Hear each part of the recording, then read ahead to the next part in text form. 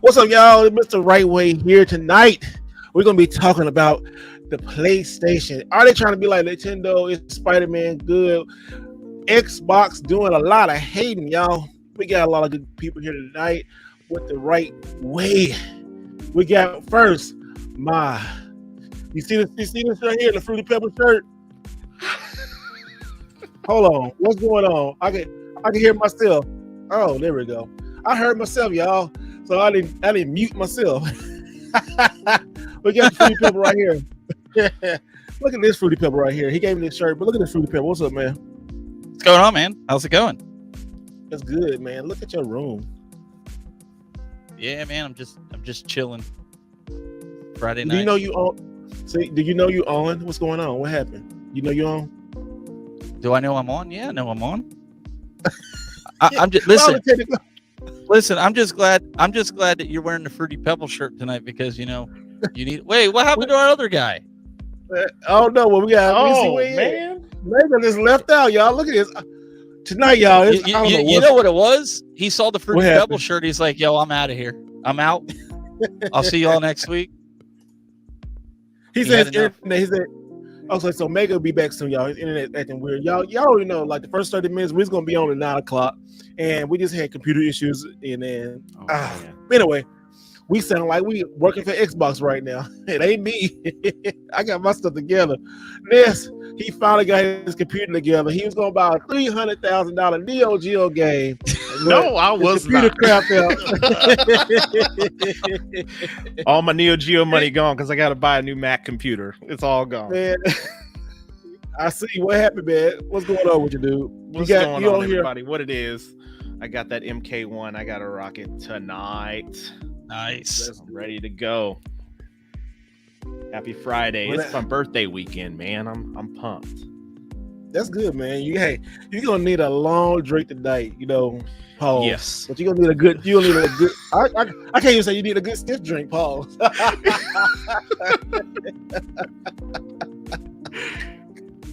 Y'all, what is up, Chad? Everybody here, we ready, y'all. So the PlayStation. Let's talk about this. Let's get it right off. PlayStation had their showcase, man. It was about an hour. Man, they had some good. They had some bad. They didn't really have any ugly, but wow. The only thing I need to talk about is Spider-Man 2. We'll get to that later, but that Spider-Man 2 playthrough was like 15 to 25 minutes of like one level almost. It was so good. But before Spider-Man 2, y'all, what do y'all think about this showcase?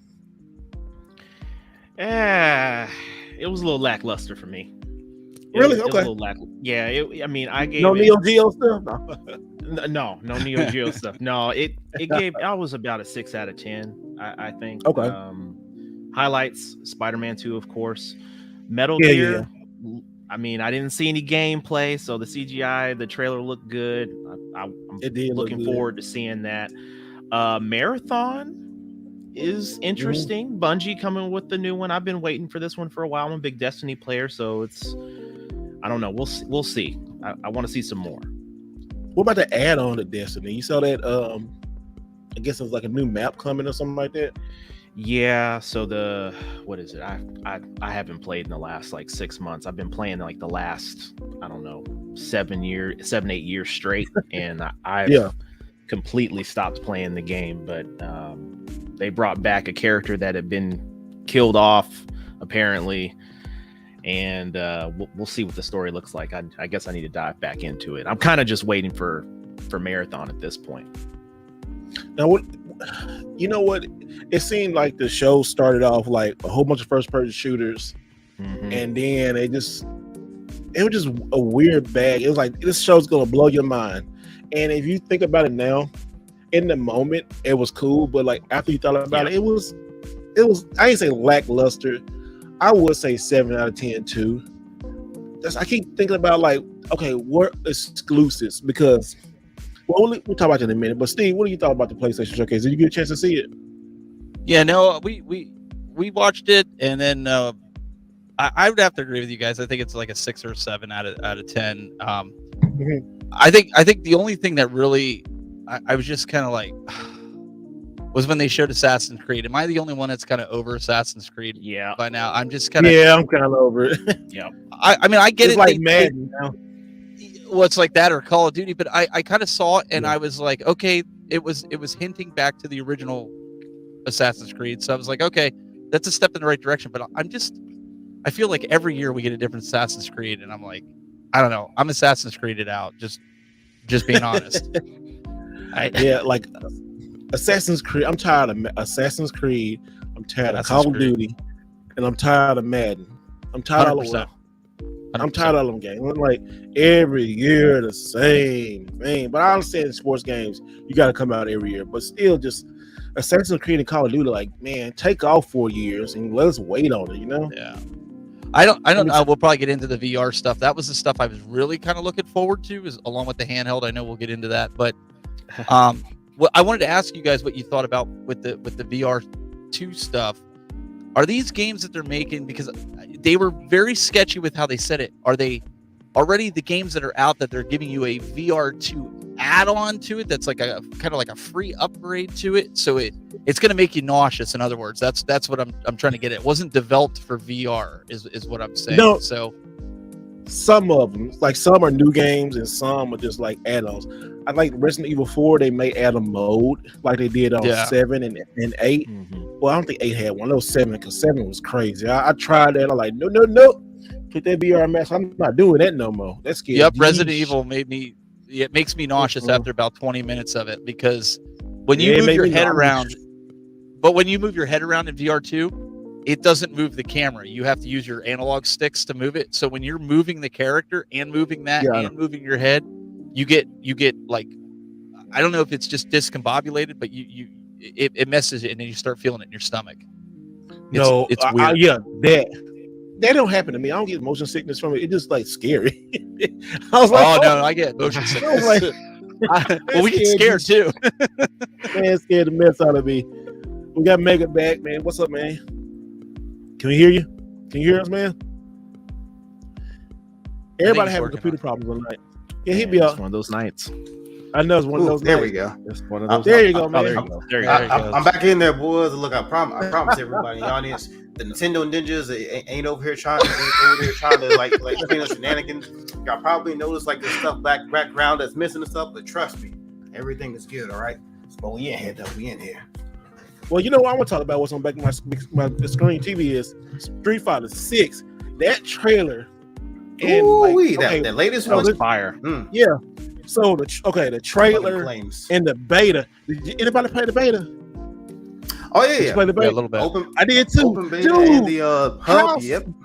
Yo, how buttery smooth was the beta?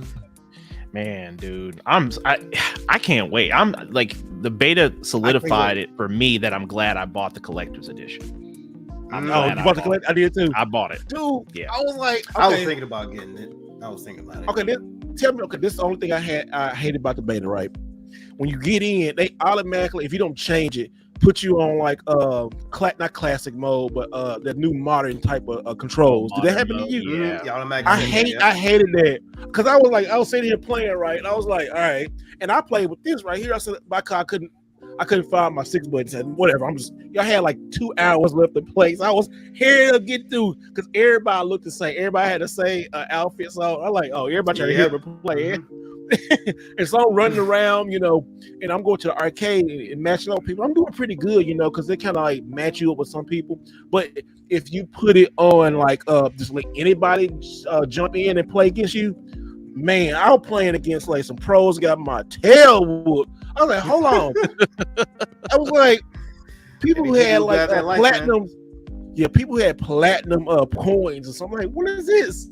Hold on. I mean, I held my own on some things, but to just and also the change stuff, like you had to like start and change. Mm-hmm. I didn't like that. I didn't too much care for that, but it was good. Y'all tell me who want to go. I mean, if I can, let me. There's cats out there already doing the Evo Justin Wong Daigo parry in Street Fighter 6. They're doing a version of that already. I was seeing that. Yeah. Like I saw it on IG and I'm like, oh my god, somebody's doing the Daigo parry already in Street Fighter 6. And look, they did a side-by-side video footage of the original one from Third Strike, and then they got the new one from Street Fighter 6. And I was like, oh my god, this is fire. But I've seen some dudes like practicing straight up CPU level 8 and holding their own now, and I'm like, oh, this is gonna be bad for comp online. I'm like, I'm not even gonna touch anything online for at least a solid 2 months because I'm gonna need that time frame to practice. Yeah, the way that beta was structured, I could clearly tell people was definitely within the dojo treating it like it was the full version. So I'm like, damn, if y'all are doing this with like such limited access to the beta, I can only imagine what y'all gonna be doing when the full version comes out. It's just like what happened with Street Fighter 5 when that came out. Like, people was already like damn near pro level by the time it even dropped, when they had that expensive beta they was doing for like months on end. So if anything, this is just more par for the course for more Street Fighter fans. Like, I knew the moment they gave those people access to that online, they was gonna be racking up. They was gonna be opening laundromats, right, and washing people. That was already a given, all right. And can I say, I don't know if y'all saw my IG story, but there's a lot of people making like some very weird ass like amalgamations of like characters in its online. I was laughing so hard at that, bro. Man, that was hilarious. You can't give people credit looking like you can't give people character credit, man, because they'll take advantage of that shit, man. It's crazy, bro. It's crazy. You got people making Gundams in Zelda. I'm like, oh yeah, oh that's right. Somebody made an exact replica of Metal Gear Rex from Metal Gear Solid. Yeah. I said, bro, no, y'all can't be doing this, man. Like, that's cool as shit, but at the same time, y'all got too much time on your hands. Too much time. Nintendo knew what they was doing with Tears of the Kingdom, man. That's cool though, like. Wait, I thought there was a Sony exclusive that was Breath of the Wild remake that they just announced. Didn't we just see that? Talk about that in a minute. Yeah, we'll talk about that. That was funny. I thought that was the new. Oh, we talking about Tears of the Kingdom? No, yeah, we'll talk about that in a minute because I want to definitely talk about how Nintendo is. It's like Nintendo is inspiring everybody, and we're gonna talk about that in a minute because y'all was talking trash about the Wii U, and now y'all about to get another Wii U. So, no, but seriously, dude, like how many on that game? How many times did they flip out that glider? They just kept flipping that glider out. I'm like sitting there watching this, going, "Okay, you've said it. Your Breath of the Wild." Well, let's talk about it. Let's talk about. I don't even remember the game's name. I remember the name. I'm looking for it myself. It was like Tower or something, wasn't it? I know exactly. And it had like the font, like a Zelda type of like old school font. Yeah, it was like Genshin Impact 2. I don't know. Genshin Impact. They definitely copied Breath of the Wild. I mean, I was just looking like, what? Tower of? Is it Tower? It was Tower of Seba. Yeah. Yeah, a Vegas right here. Let's talk. Yeah. I'm gonna put it on the screen real quick. Hold on. But it is wild, yo. On purpose. I swear they did that on purpose. Kept throwing the glider. I'm like, what? So right here, Towers of. I don't know. Sound like I sneezing. Here's PS5 now. Look at this. This is Tears of the Kingdom, y'all. Where he jumped from? I don't know why. I thought that was a giant leaf he was riding on, but I think that's like an animal. Some type of, is that a bug or a leaf? It like something you see on an Avatar, honestly. I hate Avatar. Maintain the balance between nature and civilization while restoring the land of your people. It's like, what is this crap right here in the bottom right here, y'all? It's like, what is this, man? This is like, it looked like two giant eyelashes, like giant eyelashes or something connected to it. That was. I like that analogy. Breath of the Wild and Avatar. I like that. That is. That's an animal. Well, that's some kind of flying creature. Yeah, there's a flying creature. Because with other little bugs around it. The surface, yeah. Mm-hmm. Yeah, he's connecting up. Huh. So let's see. We talk about more. I'm gonna turn that down, but this is weird. See, look, there you go. That's from Zelda. Oh my goodness. Our people are trying to Agabashika. It look very similar. Well, that's gonna be one. It does. Yeah, I'm here to pre-order that Agabashta. Excuse me, sir. Like, I don't appreciate you calling me these absurdities. It's like, oh man, come on. Boy, I'm glad I don't work in sales anymore because some of these names, oh man. Look at this turtle thing. It is That's what's gonna like say. that almost reminds me of the Pope turtle from Elden Ring. Yeah, you're gonna be Pope like hat. telling your buddies, you're gonna be like, yeah, so I got to this groundhog turtle looking porcupine thing, and they're This gonna be is like looking Zelda, at yo, you like, look. what? Oh, you know what? Like, I think I briefly glanced over the trailer, but now I like really look into it. Yeah, this is they are doing some There it is. they are doing a lot of Breath of the Wild stuff. yeah. We can't get It who's looks gonna good, get though, ugly ass red. Oh god. I mean, it looks good. The game looks good. Everybody had a jump off the cliff moment. Yeah, that's a animal. Something. Yeah, Yeah, it's like some kind of stingray or some Wow. catfish. that thing. I must like have this- glazed past this during the showcase. I feel like Yeah. this was also See, look how I say. Okay, towers. I get Bashigeshi. Let's go back to this. Look at this shit. Like, What? towers. I got Bashigeshi. I don't know. God bless you. I know, right? God bless you. Check out. Look at this font. Look at this font right here. This font looks just like a Zelda type of font. Like, let me copy your homework, Nintendo, real quick. And it has like, Borrow your the homework. very like light looking letters and stuff like that. Yeah. Yeah. I mean, somebody said, look, it says a cool looking game so far. I mean, okay, yeah, it does look cool, you know. Oh no, it does look cool. Yeah, it looks like it looks really good, but like to say it wasn't inspired by something else that people Exactly. already knowing of it is pretty telling. Yeah, that's all. It is. Yeah. It looks good though. Very interested in trying it out. Yeah, I tried it. I just like I ain't gonna knock it till I try, but it just like when you got Zelda and then you see all these like first thing you like, oh, that's Zelda. Like, yeah. I guess we talk about the other stuff too, because like going back and this right here, I want to show everybody. We're going back to Street Fighter, but this right here, what is going on with this like Wii U portable like doing? You know? Oh, take my money. I mean, yeah, I buy one. 100%, hands down. I buy one, but it just. I'll tell you why. When I had the PlayStation Vita. When I at my old house, I used to love sitting in the living room because at the time I didn't have the studio. So when my kids watching TV, like I could literally play my PS4 on the Vita, which was awesome. Yeah, you could do that. I remember that. So with now, having this would be phenomenal. Okay, so earbuds too. these earbuds do look interesting. I do want those. I like those. They Yeah, look very those comfortable. look clean. They look very comfortable. They look clean. Can it remind me, of these AirPods right here? That's what they remind me of. And I bet they got good sound But yeah, this going back to this tablet thing, I'm not knocking it. I want it. It better not be no $400 damn dollars. You know that's it what is. Yeah. Hey, I man, say, Sony man, charges that premium dollar, man. $350. It's like people will buy it. But do you Without think? people Do you guys buying it. think? I mentioned this to a couple of my buddies. Do you think that this is their step towards doing a subscription service? Like I know they already have it with PlayStation Plus, but they're going to make it to where the PlayStation Plus now becomes your library. Like when you have a game and it gets tied to your account, you can then access it from here and promote like mobile playing over Wi-Fi. Because I know that's what they said. But there's got to be some kind of storage to this, right? I don't know, Yeah, man. I don't That's know. a- They that- didn't that's really a- give us any information. That's a on good that. question because to my understanding, that tablet, the sole purpose of that is just to stream, right?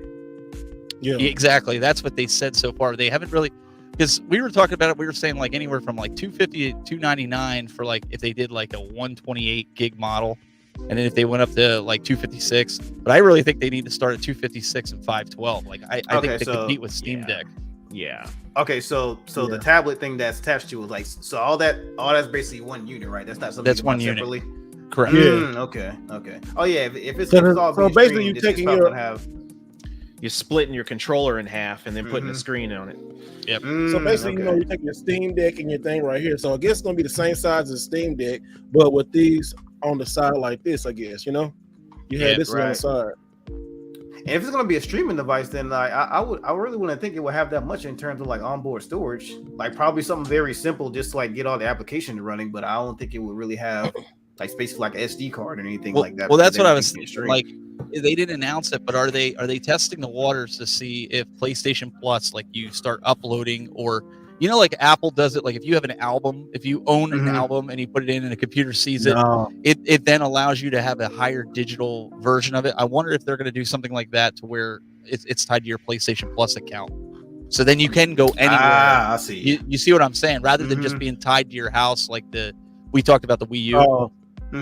Maybe if it had, it's gonna have Wi-Fi. Definitely gonna have Wi-Fi. Oh yeah. If it's not portable, I mean, if it's just tied to the crib, I don't want it. No, I think it's gonna be just tied to the crib. That's what they think. And then another thing I was reading about it, because like in order to use that, if somebody wants to use their PS5 or using that, it's inaccessible. So you would, if you're using that, nobody else can use the system. Oh, so you can't do like dual player, like if you didn't want to do split screen or something.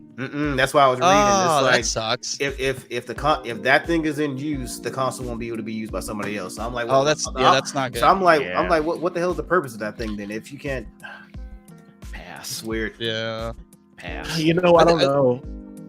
You know what? I don't know if it's a pass until I get more information on it. Yeah, agreed. Because it looks nice. Looks comfortable. I don't trust Sony. I don't trust Sony handheld.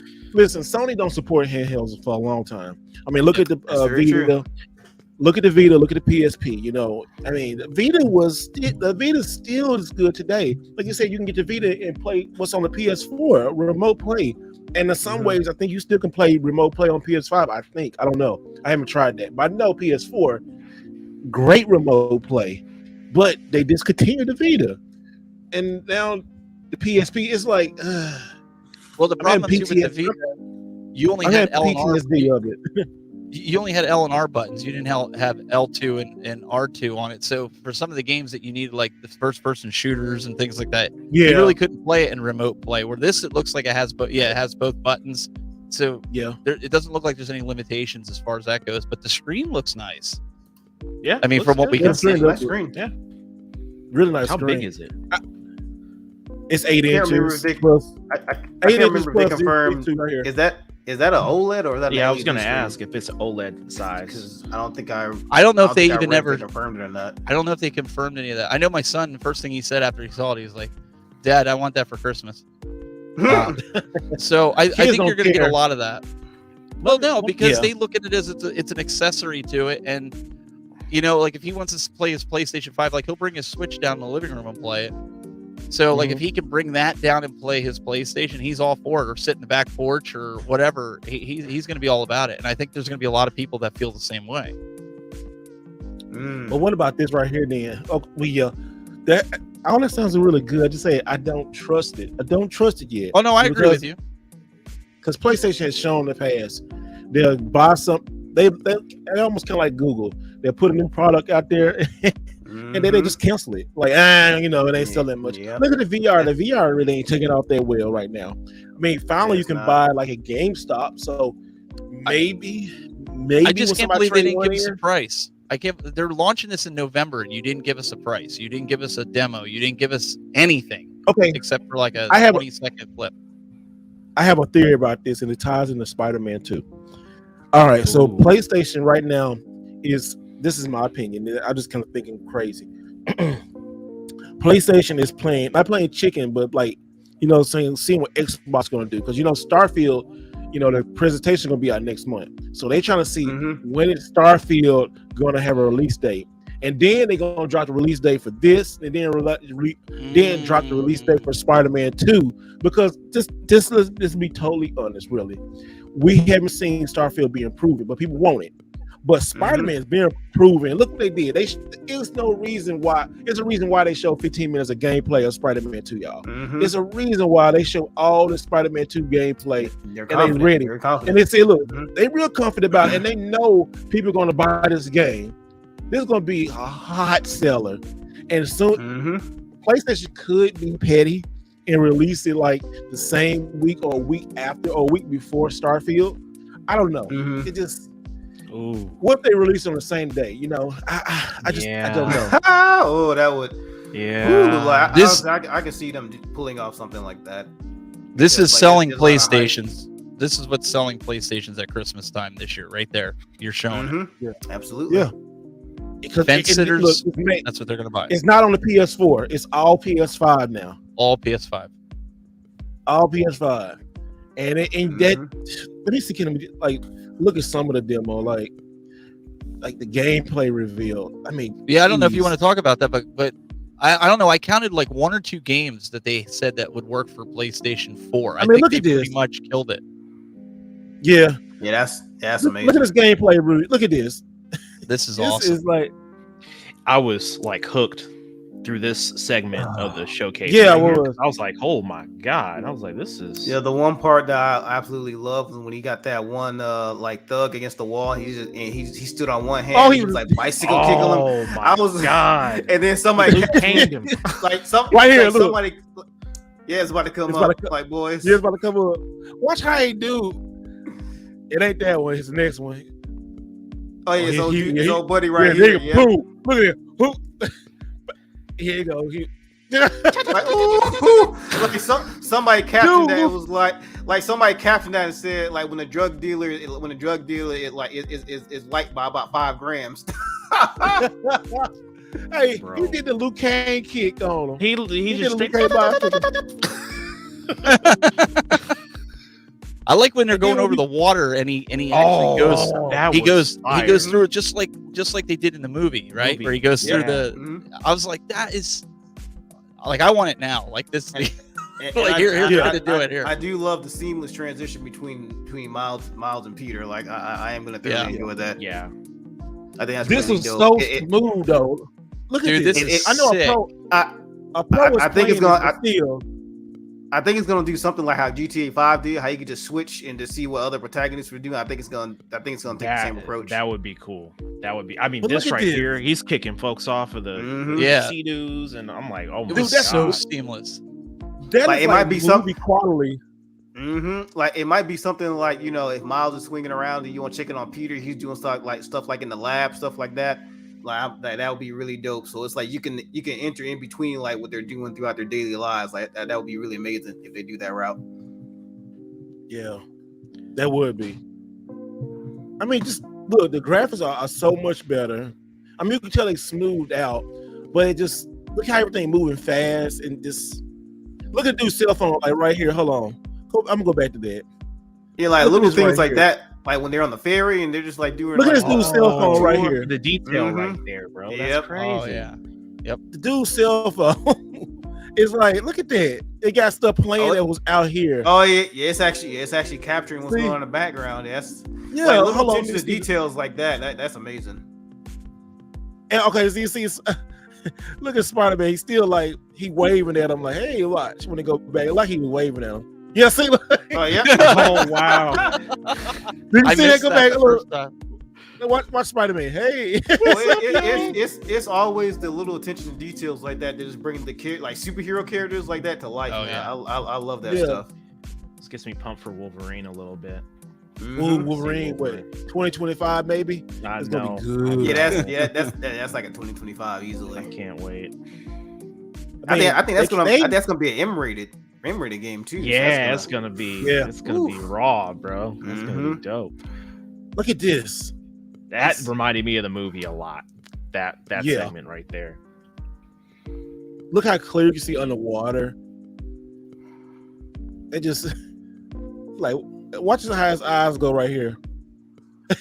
So maybe yeah. Yeah, like the little slight animations of like how their eyes is like all expressive and stuff. Yeah, man, this is my and right here when he just okay. So this is another thing. Hold on, let me show you. Right there, look at that. Look at his mask. Look how like shiny the mask is. You know, Mm-hmm. look at the water. Look at look at this glider right here. The smoke coming off of it. I mean, that is freaking good detail.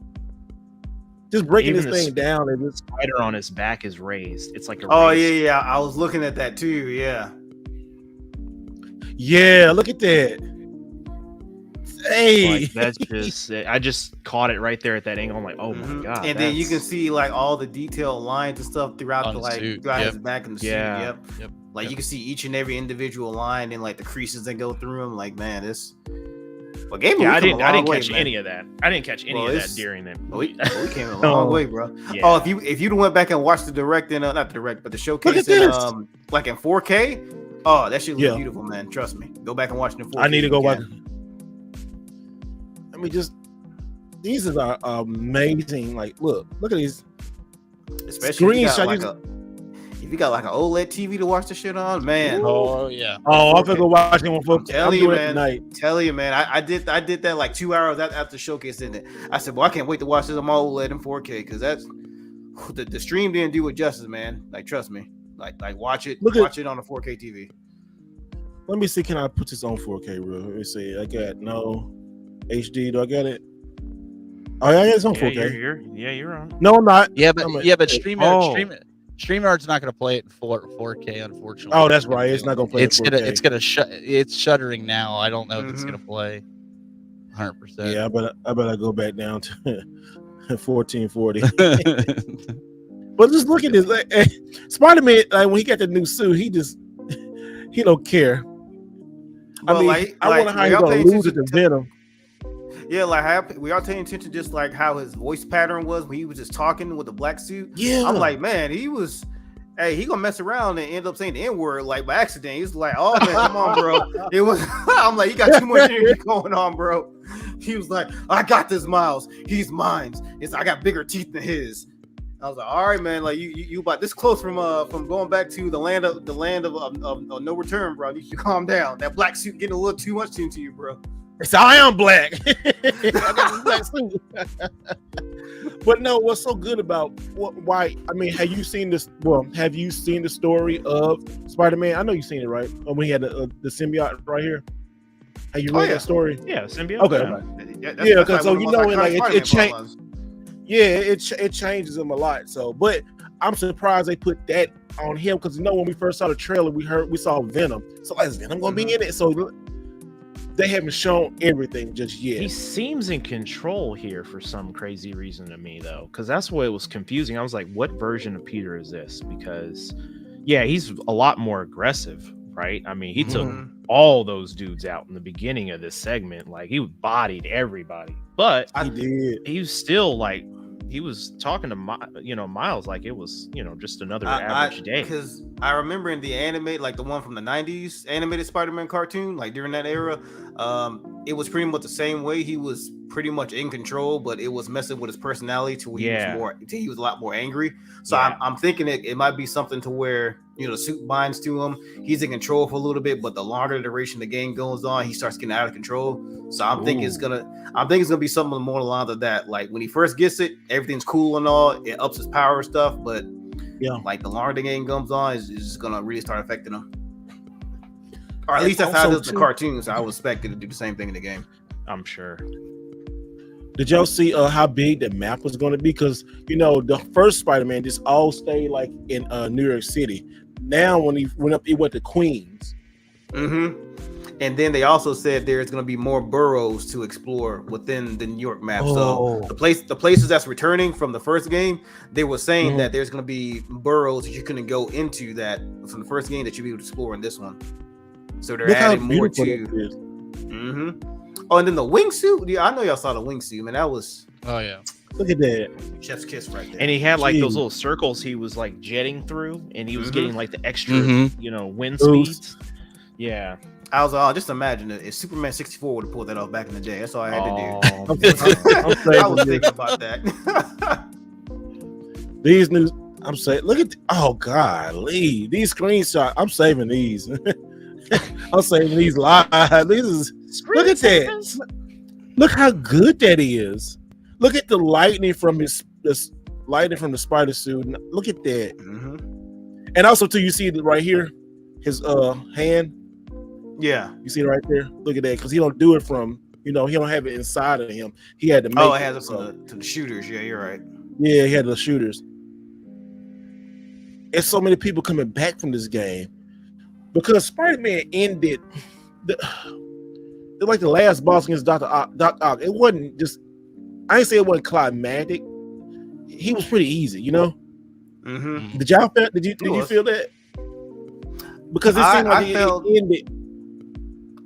I would say I feel like Yeah, it was kind of easy. I would say the set, if anything, it looked absolutely gorgeous. Just like aesthetically, like Yeah. how the final battle looked, that shit looked really good. But in terms of like It the did. actual fight itself, yeah, it was kind of Yeah. on the easy side. And I played it on I think on the second hardest difficulty, but for the most part, it was easy fight. It just looked really good. It looked hella good. It did. But it was also kind of emotional too. I was like, man, hold on. Yeah, It was just it was real emotional. I was like, God, it was one of the better games I played. And then what happened at the end of the game, that definitely didn't make situations better. It was like I felt bad for Dr. Connors, and then what happened to ain't y'all spoiling too much, but good old Aunt May. I said, man, that was man. They pulled the heartstrings on that one. They did. I was on that one, man. Man, they did. I was like, Steve, have you got a chance to beat it yet? Not. I don't think I got Spider-Man beat. I started on Miles. My son beat that. Like I think he beat that in like 10 hours or something like that. It's something ridiculous. Yes, but it was good though. Cause I've got a Miles right here. I mean, it's such a good game. Both of them. This game, really Miles Morales. I connected more with that just because it's a black superhero.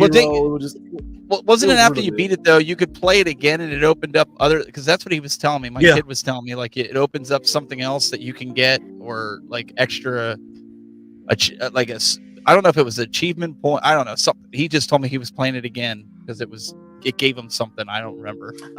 If he beat it the first time, is that what he beat it the first time, and then like if you play it back through afterwards, it gives you something. Or I do know once you beat it, you unlock New Game Plus, and it gives you extra. Oh, maybe that's what it is. The New Game Plus. That's probably what it is. Yeah. Yeah, that's what he's doing. If you beat it one time and then go to New Game Plus, he'll give you extra like unlockables and stuff. Yeah. Yeah, that's what he's doing. I've played just about every Spider-Man. Like I'm a big Spider-Man fan. Like I have an actual movie suit I wear like when wow. Like there's kids' birthday parties and stuff I go out and do. But you would do that. Ain't no kids' birthday party. You would. I would. You go get your little cheese sandwiches. Listen. I wear it every Friday night. I got to get my wife going somehow. Hey. You're coming in like, hey, like, baby. He's over there like Mary Jane. Hey, listen, my wife's a redhead, so hey, she got the Mary Jane thing down. I got my web shooters and they need empty. Hey, that's it. That's what we're talking about. So. Where does it come out from? Come on now. Wait. Is it like the anime, like the traditional Spider-Man suit, the Sam Raimi? No, I have the Far From Home suit. Oh, nice. Okay. That's like my favorite suit. Let me see if I can grab a picture while we're chatting here because I have it. Yeah, don't try. Go change it to the suit. No. Well, I'm gonna grab the one that I wear on a Friday night. I'll get that one for you, Steve. I'm gonna email that one right over to you. So you have that, and you can stare at it. You can put it next to your shirt. Because I know you think about that all. Next time, like what is it? Torgs in November. I'm gonna wear it. I'm gonna wear it just for you. Oh man. I'm gonna be like, hey, Steve. Oh my God! I told you to look at your fruity pebble, y'all. I told you your fruity pebble, man. Say, little Marvin, look, he said, look, his spider senses are tingling. He said, pause. Yeah, spider senses are tingling, man. That's hilarious. Let's talk about more Final Fantasy we had brought up, man. I wasn't sold on Final Fantasy, but I kind of am now. Mm-hmm. And this is a year. PlayStation get it a year early, and then Xbox gets it. Yeah, like a year exclusive. I think it's a year exclusive for PlayStation, and I think it's going to go to PC afterwards. And I don't know honestly, like how Square Enix and PlayStation was treating Xbox with Final Fantasy 7. I don't know when they're gonna be getting it. Honestly, it's up in the air at this point. Yeah. I mean, at this point, I mean, you can only play Final Fantasy on PlayStation. Xbox. I mean PlayStation. Yeah. Yeah, I mean, like I've played them on Xbox, and it just doesn't feel the same to me. I guess it's just because growing up, it was always on PlayStation. It's just kind of like one of those particular games that has a sentimental feel if it's played on PlayStation.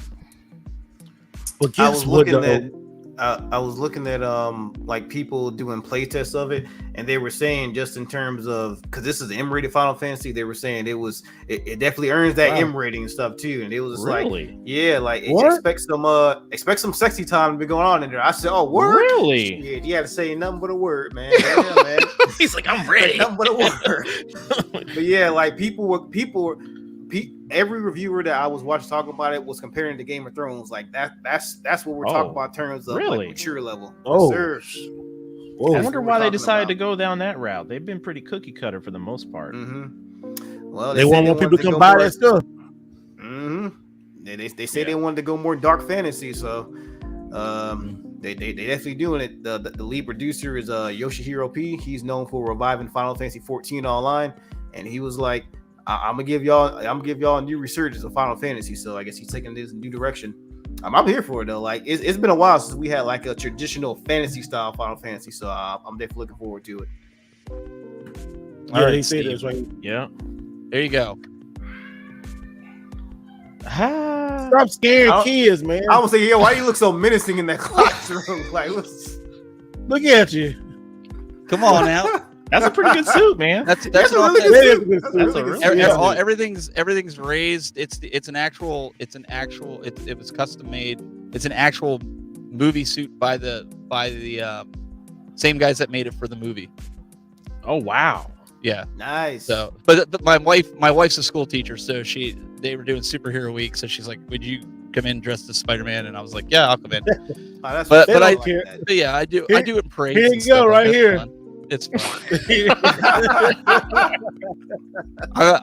I'm telling you, I'm gonna do it for Torgs. I'm gonna come out. I'm gonna do it.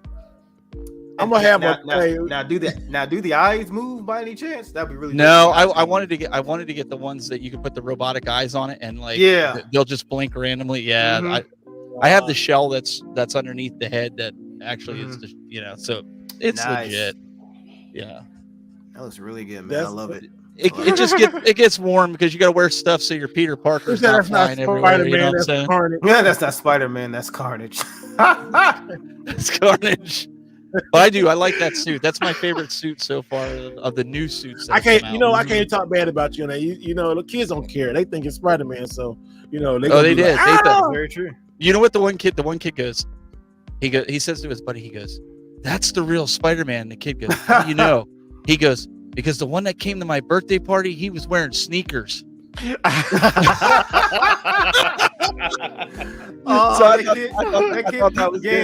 said, "You ain't Spider-Man. What are those?" He said, "What are those?" So his mom. So he went home to his mom. Said the real Spider-Man showed up. What you got me was a ripoff. How dare you say you got Spider-Man for my birthday? I'll never trust you again, Mom. Like, oh, damn. That wasn't Spider-Man. That was Spider-Man. Spider-Man.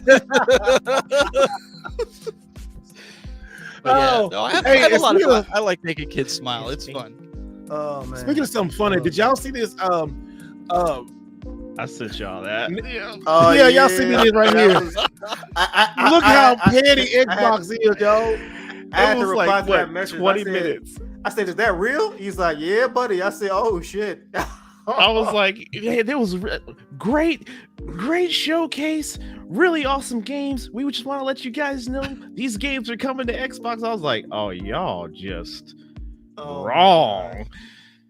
Oh man! Literally did that minutes afterwards, and I love how they got Metal Gear, the Metal Gear remake right there. It's like the fourth one. I'm like, man, y'all was y'all for blood, ain't y'all? Y'all look on there. It says coming to Xbox. They couldn't even let PlayStation have Metal Gear. They say nah.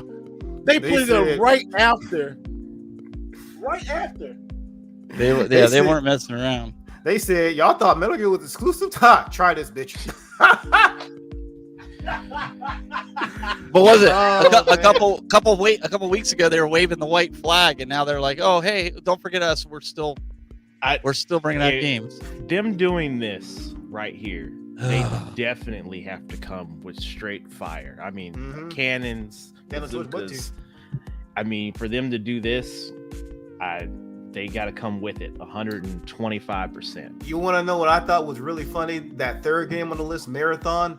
That's Bungie's like first game or one of the first games they made, and now you know they're under Sony. So I was thoroughly surprised that is going to Xbox as well. I said, damn.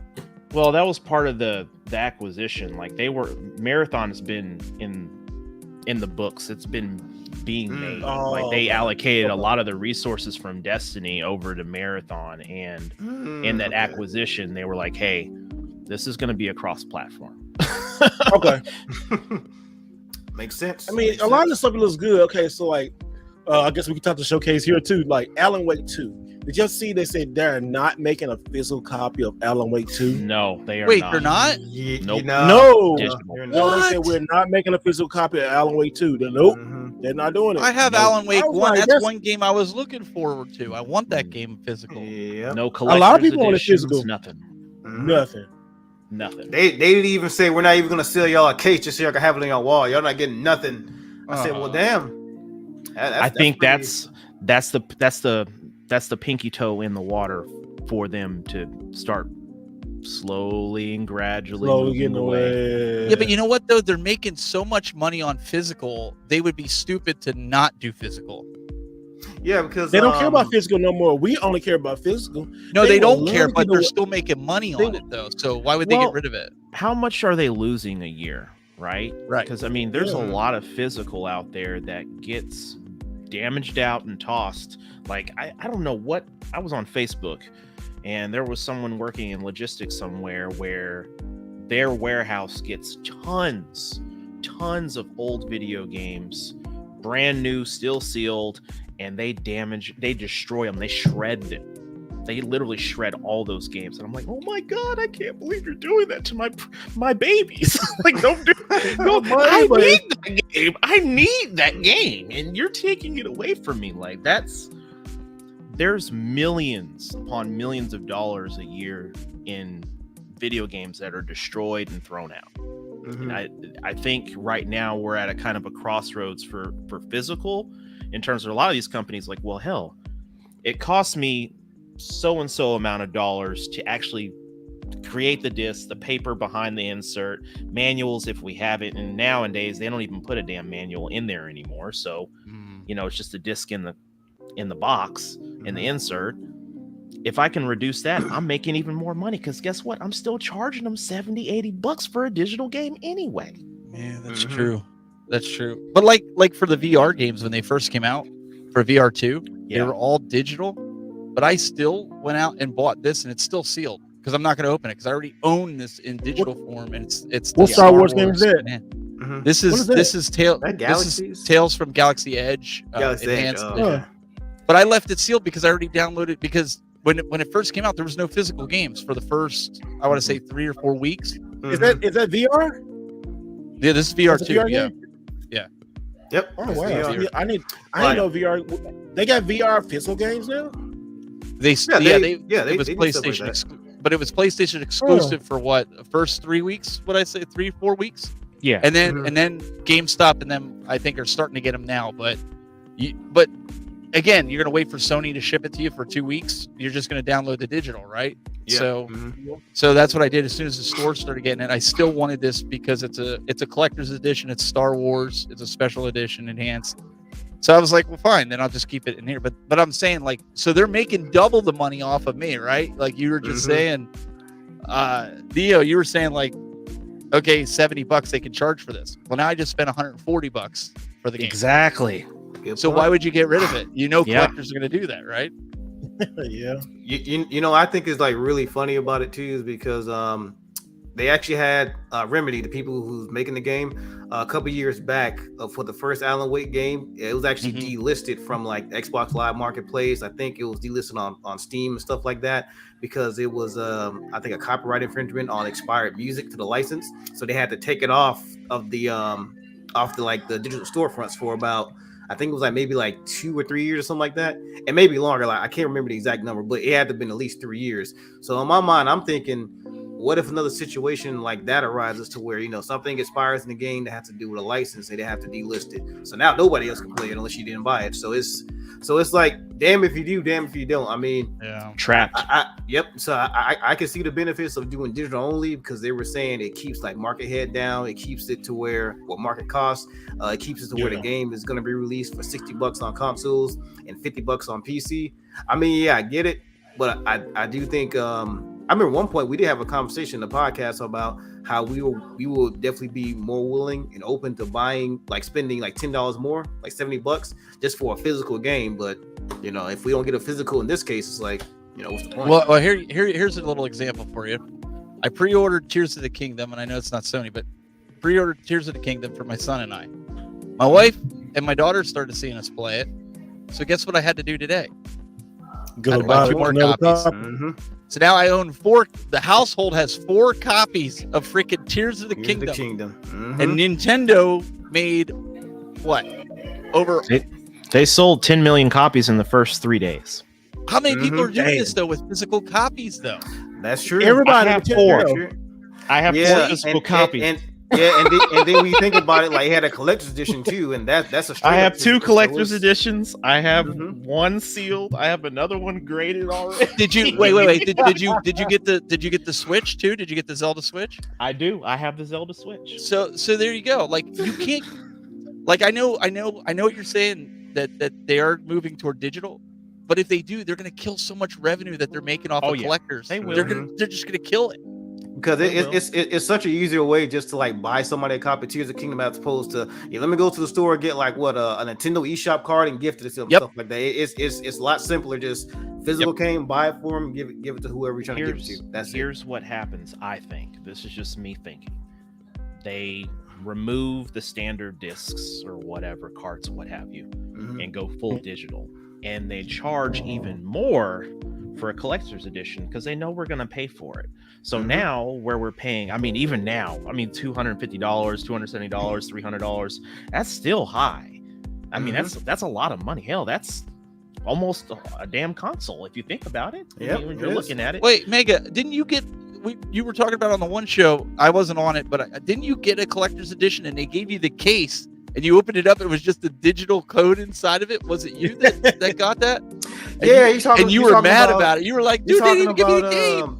You're talking Horizon. About Horizon, Forbidden West, because you were like, $150 for it, and then and the funny part, they gave you a steel book that clearly has like disc holders in it, but it was a code in it. I said, what's the point of even having a steel book if there's nothing in it? I was like, bro, y'all need to stop messing with me like this, man. They did that with God of War too. Yep, they did. Yep, they did. Like, I mean, Zelda had guys in the chat right now, but he found one that was still at a Best Buy and the box was kind of torn and all that. He's like, bro, I know you need it. Do you want it? I was like, how much are they asking for? He's like, $200. I'm like, do I want it?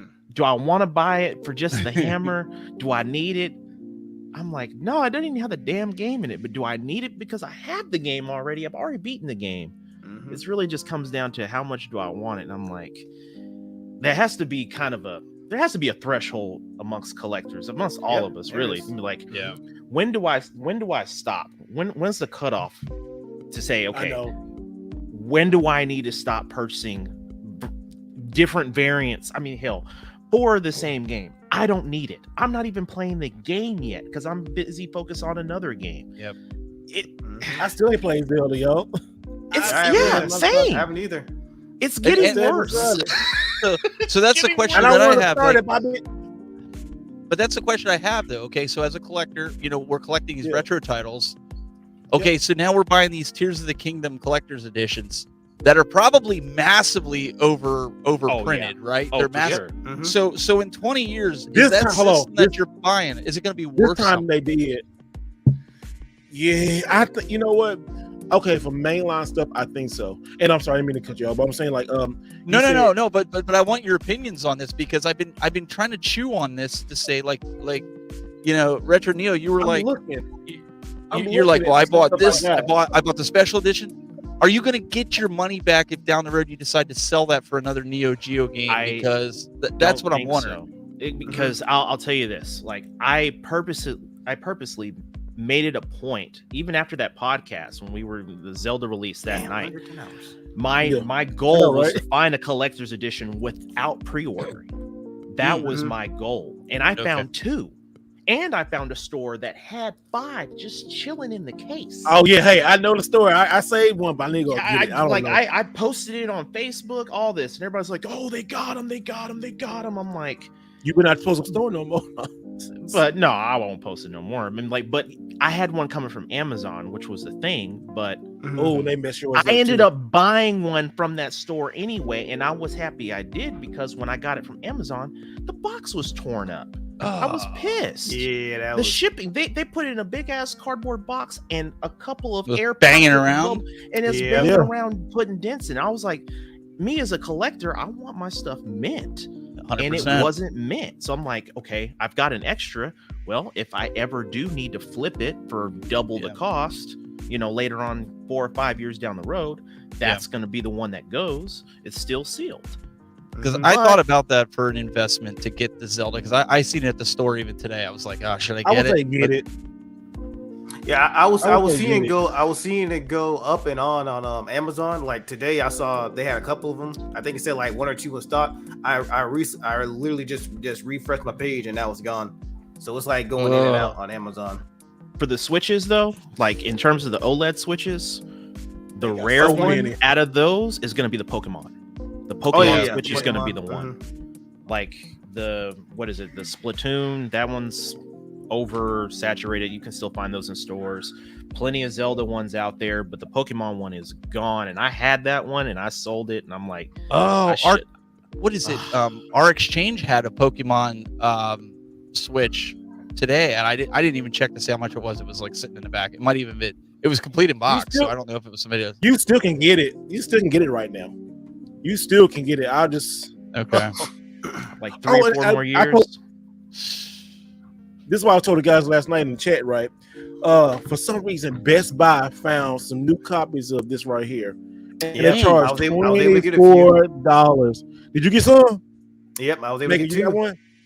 I got one. Well, 3, including the one I already had before that. But yeah, I have 3. I got 3. My kid has one. I have one, and then I have one that's still sealed. Now, when Nintendo do stuff like this, I do think Nintendo, this right here, might go up later on. Like, give another 5 years. Yeah, I agree. It will. Yeah, I think it's Mario. Let me hold one, man. Let me hold one. Hey, you know what? Hey, you know what I'm gonna do with it, right? I know, man. That's why I'm saying, let me hold one, man. Come on, man. Hold it, man. Let me hold it, man. Speaking of it, like, hey, I got my stuff back in, and also thank you, Water. They sent this to me, but I'm definitely gonna I'm gonna grade it. I ain't gonna sell it probably no time. I just want to grade. I used to talk shit about them, but you sure did. Yeah. I kind of did, yeah, a little bit. But then, then they said, "Hey, damn mother!" Just like, oh shit, hold on now. Hey, but then they said, like, you want these for free? And I was like, for free? They said they reached out to me. I guess they saw the Barbie thing, right? So and then like, yeah, you could try out all the new cases. So I got the first order coming, and I like, you sure? You sure I can do this? Like, go ahead. And I like, all right, then. Hey, I take free. I know a lot of people don't like this and stuff. Like, but I was like, you know what? Just in case, like, one day, I think it'd be cool for I think it would be cool for display pieces in your collection, not necessarily for the graded side. I mean, I would do a couple of my favorites just to have them protected. Like, I don't know. Right. No, I did, and I did the second order. I did that. Like a lot of the games, like I did some that was open and a couple was sealed. Because I forgot, I have a lot of stuff in here that's sealed that I find on trades or get stuff. And I'm like, why do I have this? Oh, okay. And I didn't really go out and buy anything. I will say with this is they take forever. I'm like, God, even the quickest. Hey, Steve. Quickest. What's up? I have some of those green greatest hits unopened for PlayStation 1. Which one? I have some. I'd have to look, but I have a bunch of them. What? I'll see. Man, but no, get out the grave thing though. The cases are really nice. Like, let me see, can I get this on the show? Oh, my arm is hurting. I'm getting old. But this one, now Water is the only person or the only company that would do Japanese stuff. Like this Michael Jordan that got NBA. Yeah, that's dope. 9-8. That is dope. I just like the cover, man. I do like the cover too. Yeah, that's a really good cover. Yeah. Japan got a bunch of the Jordan covers, man. That's crazy. They did. I got all of them too. So Japan exclusively had NBA live covers that we didn't get over here. Yeah. Yeah, this is the only. Wow, You know when Jordan licensed, he re-allowed video games to have him on covers and stuff. This was the first one, but it only did in Japan. But I guess they did in Japan because Really? Xbox was trying to sell there, so they made a decision doing that. And I was like, when I went over there, because I had saw it on Facebook, I said, I'm gonna give me a copy of that. And I saw two of them together. Well, I got them on different days. I saw the first one. I said, let me buy this. It was like $2, and it was already open. I said, good, I found it. Then I went to another store, and it was sealed. I said, oh shit. I said, how much is this? And it was like $3. I said, let me do it. And I knew I said, you know what? Because I was gonna send it. I was gonna grade it just to grade it, just have one like that in case I could trade this one day for something. I might have Jordan fan might want it. Last one sold for like 300. So yeah, just bring it over here, bro. I'll take care of that for you. No, because as soon as they be in your background like this, and I'll be like, I'll be over there like, yeah, boy. Look, it be said like that, like, nah, this food. All right, Steve. I got Final Fantasy 9. Greatest hits sealed. That's sealed. Oh, dude. It's sealed. I got Cool Borders 4 sealed. Cool Borders, okay. Nice. And then I have the Final Fantasy Anthology sealed. That's a really good one. That's a really good one. I have all of those. I got 30 left. And then when we talk about also, guys, starting next month, you see right here, it says a PlayStation Pursuit coming soon. June. No, it's not June. Ooh. The first Metal Gear. Is that sealed? It's not sealed. Oh, okay. That would have. But like, wait a minute. Don't interrupt my saying, Jabroni. It's Spyro. Top Pin Alley. It's over there. Top Pin Alley. Bandicoot. Why you got so many great? I don't know. This is what I've gotten these through the mail Video Games Monthly. Oh, wow, I need to get back on that, man. I was getting tired. They weren't sending me anything good. Turismo, Gran Turismo, and Driver 2, and then Crash 2. So this new, what I was saying, bro, like y'all. So the PlayStation Pursuit is starting the first Wednesday of next month, and I don't know how long it's going to go, but I already got 7 episodes. But what I'm going to do is I'm going to try to build the biggest, greatest hit library on YouTube. So I'm going to PlayStation 1, PlayStation 2, 3, PlayStation 4, and PSP. And when they start doing stuff on PlayStation 5, but I'm going everywhere. And some are hard to find. I'm not asking for help. If people want to, they can. But it's going to be a lot. I mean, I'm talking about I already did 7 episodes, and I think I tallied up all the games. It's probably close to 600 games. Ooh. Do you have space for Yeah. Okay. Yeah. I got one Billy bookcase will fill all the PS2 and maybe half of the PS3, or all the PS2 and all the PS4 and PSP. Yeah, okay. I gotta see. I may well, you can't see it right now because I got a different camera angle. I may move its Xbox sign and 3DS and move it over on the other way, and I might put that right there. I don't know yet. I'm thinking because I'm gonna get I want to get a white shelf so that white and red contrast, and just build it over and over and over. But right now, reasons I'm doing it now, I found a lot of the harder ones to find, and I'm like halfway through on a lot of them. So it's still going to be good, but a lot of these are hard to find. And I want to find them out in the wild. A few I do have to order from different stores, or I have to order them from eBay and stuff, because some things are super hard to find. Like the one what I showed you, PSP? What PSP games are you looking for? all of them. That's this got the red label. This got the red label.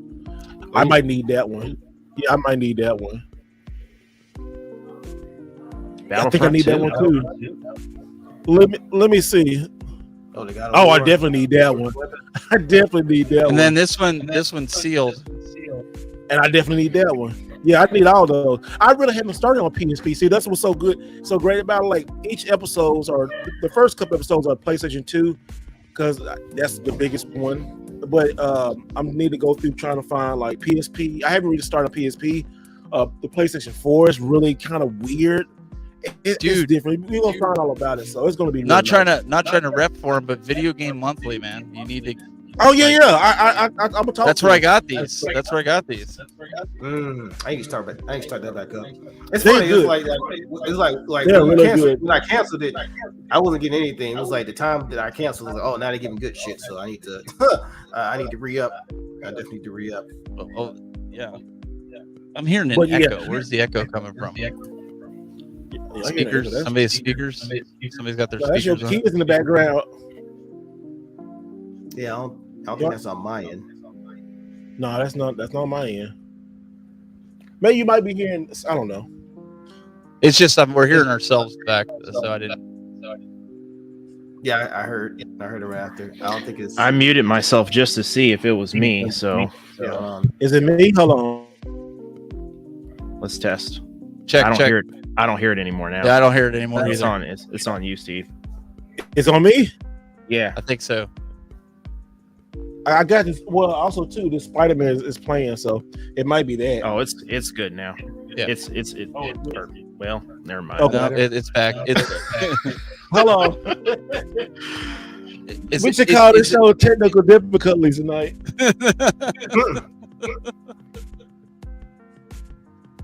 Yeah, I don't know if it's coming. Are you got desk speakers that it's coming through?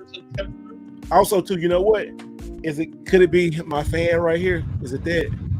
No, it's actual voices. We're hearing the people. Your fan's fine. We're hearing ourselves.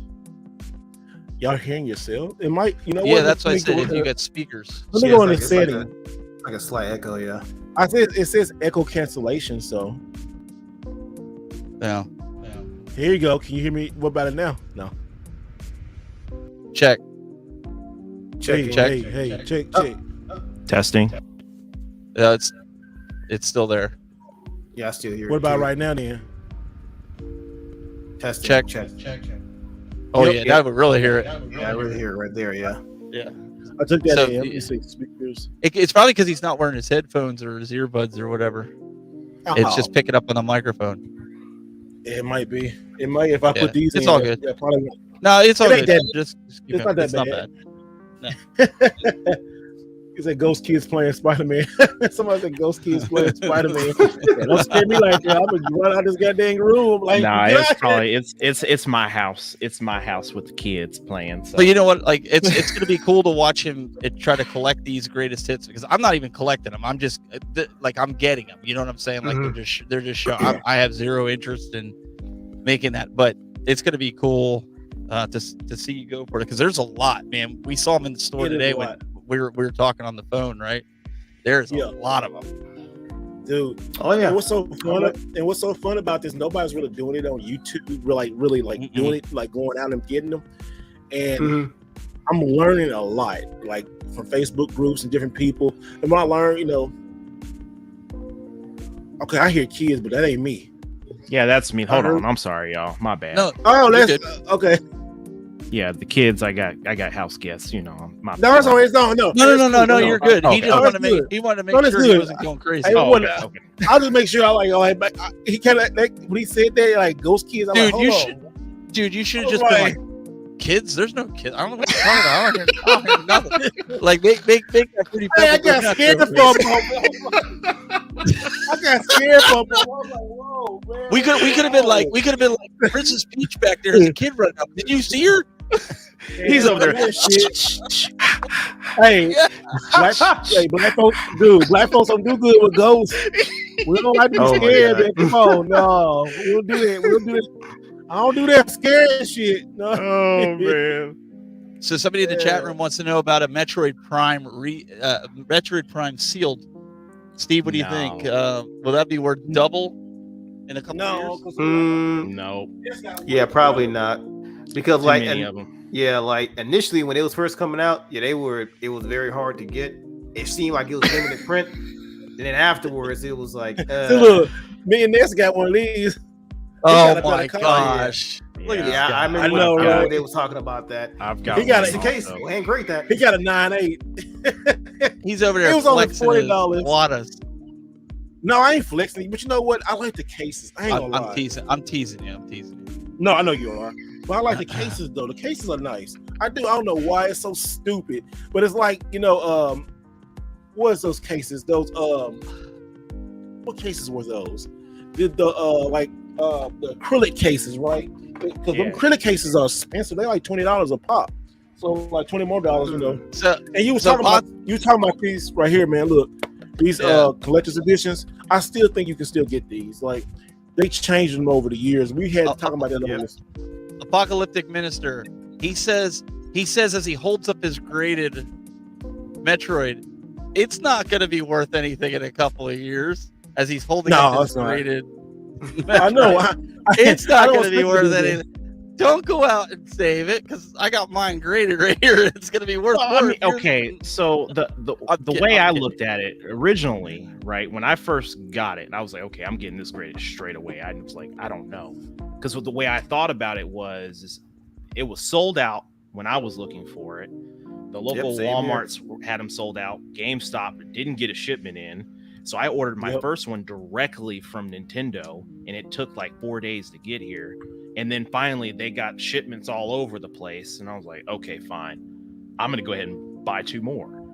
And then the one that I got from Nintendo was like super crispy. And I'm like, okay, I'm going to send this one out. And I ended up getting a really good grade for it. But the other 2, then I had a buddy who was like, hey man, I couldn't get the game. And I'm like, well, here you go. That's for you. And I've got another one that is just for playing that I haven't played yet. That's on my to-do list of games to play. It's just it's not a hard game to find, so it's just no. It's still on eBay right now. I mean, yeah, eBay, and even from a grading standpoint, it's not a game that's gonna be you worth still a found lot of money. On Instagram. No, it's not. It's a good, but you never know though. Okay, so this happened a while ago. Remember, like a couple instances on the Wii U. On the Wii first, it was a Xenoblade Chronicles, and they had 2 print running that. And then remember on the Wii U, Devil's Third, which nobody knew that game was going to go crazy like that, or like Unwritten Tales. You just never know what kind of games are going to go up. Yes, games are not an investment, but they're not an investment, but they can get you out of buying. Like physical games. That's why I like my physical games. You can sell it. You can't sell really, not physical, but digital game. You can. Who you gonna sell it to? Who gonna just? Let me sell you this code for $200 since you can't get the code no more, brother. And God forbid, if you get the code up, that code has either been expired or redeemed. It's like, can I get my money back? Man, I'd already spent it. Man, it's not like this collector's edition. Hey, it's not like movies though. Movies you can I digitally do movies all day long. Like I got some codes over here that I'm be giving away soon, and I can do that all day long. But games, yeah, I like it, but like on PlayStation, I can re-download like stuff. But I still want a physical copy of that game. Yep. Just like they took that Turtles game. Remember you saw last week when they just snatched that Turtles game back from everybody? Yeah. I was like, that's crazy. They just snatched the game. Like, oh, you bought it? I don't care. I mean, but it's kind of hindsight, right? We didn't think any of these games were going to be worth crazy amounts of money growing up. It's like our parents, like they're like, we used to have the old Corvette. We didn't know, that 69 was going to be worth $350,000, man. We don't know that. I mean, hell, I sent a text to the group today about a Neo Geo game. I literally talked about this like a podcast or 2 ago about Kazuna's Tag Encounter. It was a fighting game. I said, I haven't seen one out in the wild. I haven't seen one surface, and literally one surface today, and all the Neo Geo groups were going berserk because the game listed for $300,000, and we were like, "Yo, bro, Holy cow. yeah, like that's my house payment right there. It's man. one of 3 known copies of the game out there, and it's in pretty immaculate condition. The manual's a little, but I can't. I would never. My wife would destroy my life. She would chop my neck and watch the blood flow, and she would enjoy this. I'm telling you. She'll be like the new. Hey, she'll be like the new Mortal Kombat trailer, bruh. But look at it right here, though. Let's look at it. Look at this right here. That's it. 300. Look at this right here. $299,000, bruh. 300,000 even. It's insane. Every time I want to buy a nice. Neo Geo, I see stuff like this, and I go, "Yep, nope." Yep, I mean, this is by far this game right here is like the most. It has to be the most. It's like stadium events. Oh, that's what it is. For I mean, a very very expensive stadium. Do you think this is the rarest game in the world? Oh, it's in the top 10. It's top in the 5. top 5. It's in the top 5. Yeah, so because top like five. they said there was 50 copies of this game in the US version, right? There's a Japanese version you can find. The US version they said there's 50, but that's unconfirmed. And it's even got the listing of who had it the last 3 times. So this is sold 4 times since 2009. This copy. How much was sold?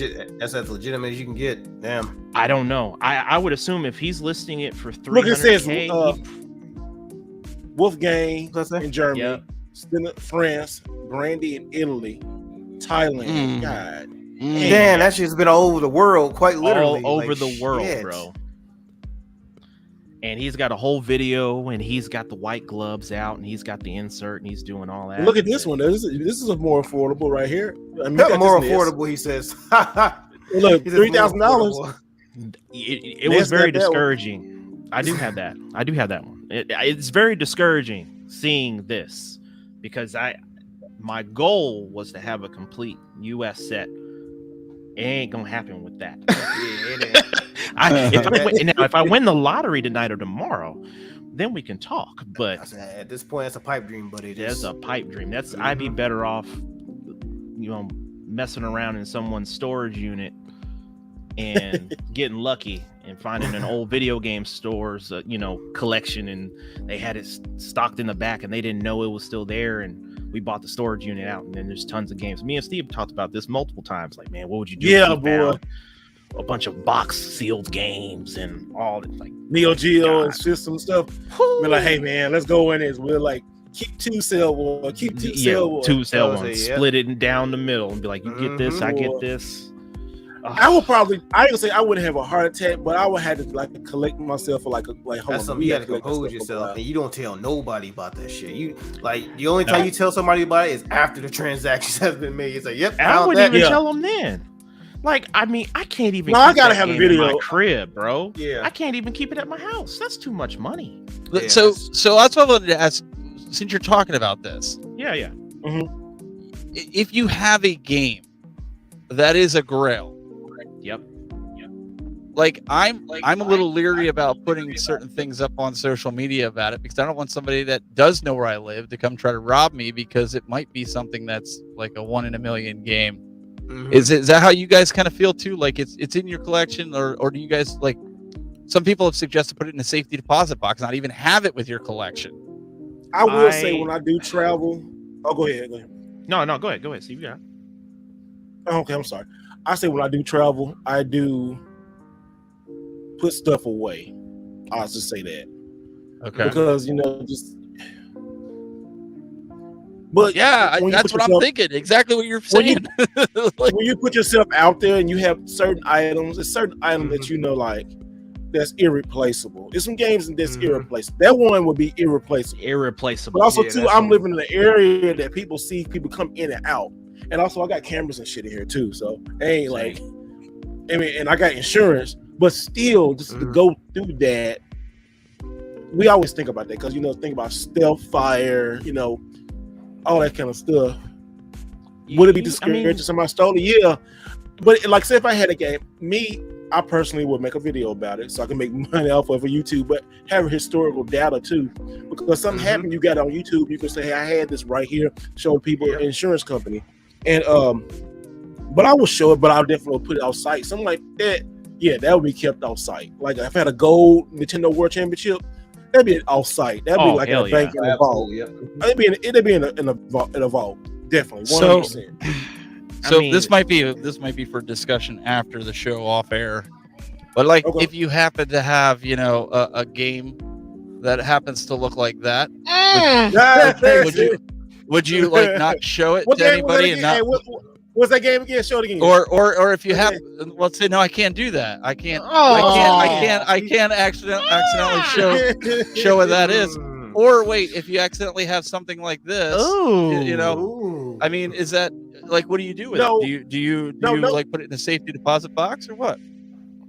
Those stadium events, I would.